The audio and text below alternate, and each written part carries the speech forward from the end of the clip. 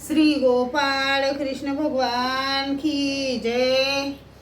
लीळा number 91। वस्त्र दिल्याबद्दल औसाला शिक्षा। पण एके दिवशी आषाढी सोमवारी म्हणून पर्व आले। महापर्वणी म्हणून पुष्कळ लोक आले होते। औसा बाहेर निघाली, गंगेकडे गेली।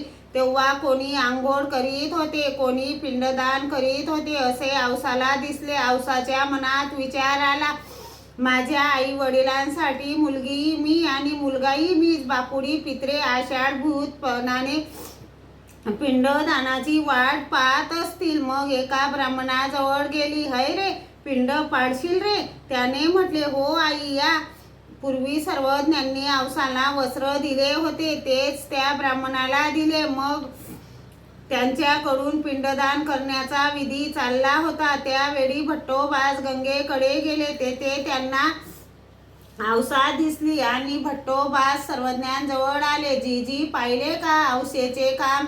आपण जे वस्त्र तिला दिले होते ते तिने एका ब्राह्मणाला दिले आणि त्यांच्या मोबदल्यात त्यांच्याकडून पिंडदान करून घेत आहे। भट्टोबासांचे बोलणे संपले तेव्हा औसा लवकर परत आली। सर्वज्ञ म्हणाले, हे काय नायका, तुम्ही दीक्षिताची कन्या, उपासनीची सून, नाथपंथींचा उपदेश, या पात्रतेने तुमच्या पितरांना काहीच लाभ होत नाही। याशिवाय तुम्हाला आमचे दर्शन आहे। एवढी मोठी सुकृताची जोड तुम्ही जोडत आहात, यामुळे तुमच्या पितरांना काही होत नाही।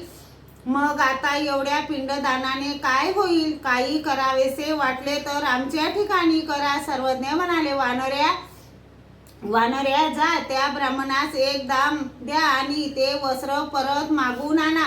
मग भट्टोबास गेले, एक दाम त्या ब्राह्मणाला दिला, वस्त्र घेऊन आले।